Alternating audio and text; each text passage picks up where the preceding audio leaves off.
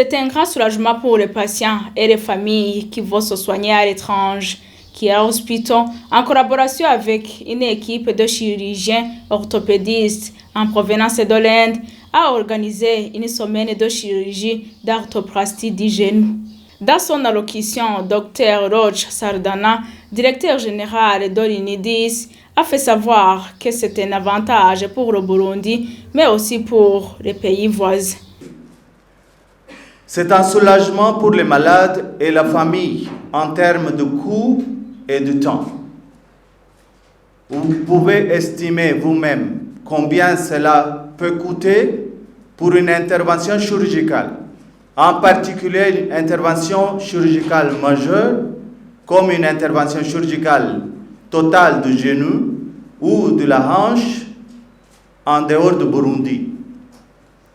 Il y aura des frais pour le visa, les billets d'avion, les séjours, la nourriture et les frais d'hôpital jusqu'au retour au Burundi.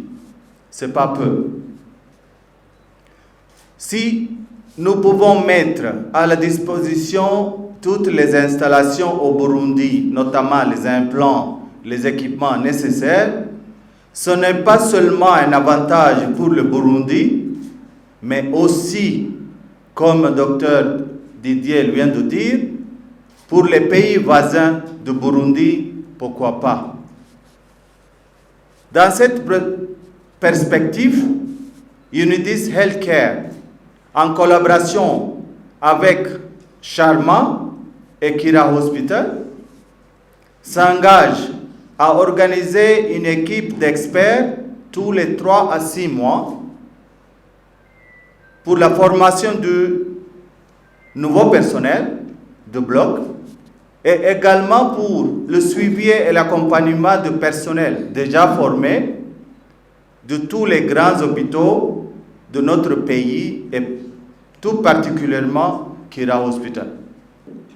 Je suis convaincu que cette campagne marque le début d'une ère nouvelle et prometteuse dans le soin de santé au Burundi.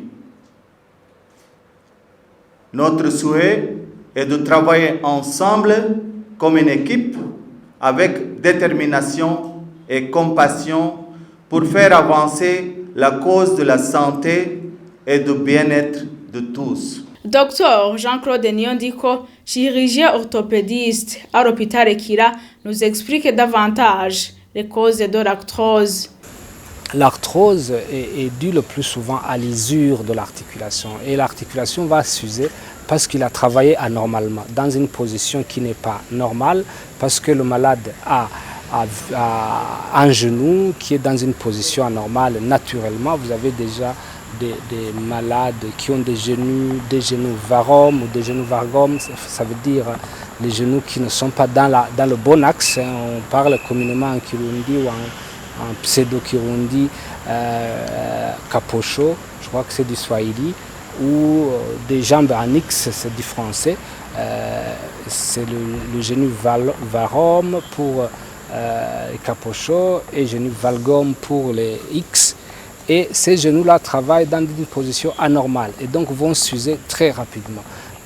Ça, c'est la première cause. La deuxième cause, c'est un travail excessif que quelqu'un peut soumettre à son genou dès son jeune âge. C'est le plus souvent ces gens qui ont fait des sports à pivot, c'est le football, c'est le basket, c'est le volleyball, qui en ont fait un excès dans leur jeune âge.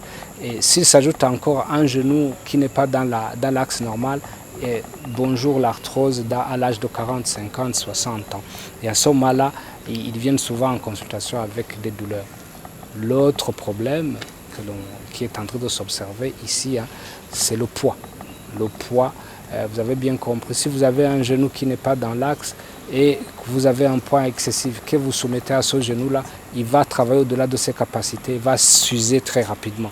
Et à ce moment-là, il va falloir, les malades viennent en consultation se plaignant des douleurs, et quand on fait des radios, quelquefois on peut trouver des usures prématurées ou des usures qui viennent qui arrivent et qui sont au stade avancé, à ce moment-là, on les traite avec cette technique-là.